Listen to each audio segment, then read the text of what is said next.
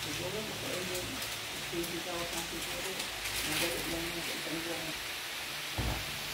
Expect ko sa buwan kami. Kasi 5,000 lang yung tip. Sabi natin mga 2.5. 1 day lang 2.5.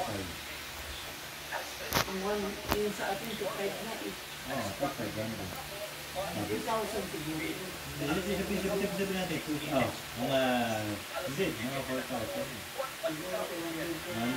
5,000 ba? 4,000. Kaya din. Sabi natin 3,000 na, 3,000. Over dito. Pwesto sa alanganin sa West Philippine Sea. Pero sa pagkakataong ito, bumangga na talaga.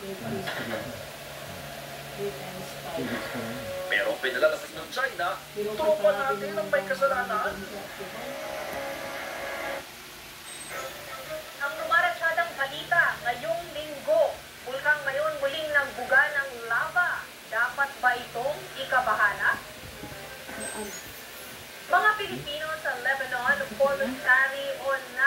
voluntaryo nang pinalilikas dahil sa posibilidad na matangay sila sa gulo sa Israel. Nakarating na rin ang tulong sa Gaza Strip pero mapilitan lang. Mga professional sa Saudi Arabia pinag-aaralan na rin magtrabaho sa Pilipinas ayon yan kay Pangulong Bongbong Marcos. At nagtaas na ng isang pisong presyon na makakapagpapasyon sa kinaroroonan ng batang Genya Beauty Queen na si Catherine Camilon.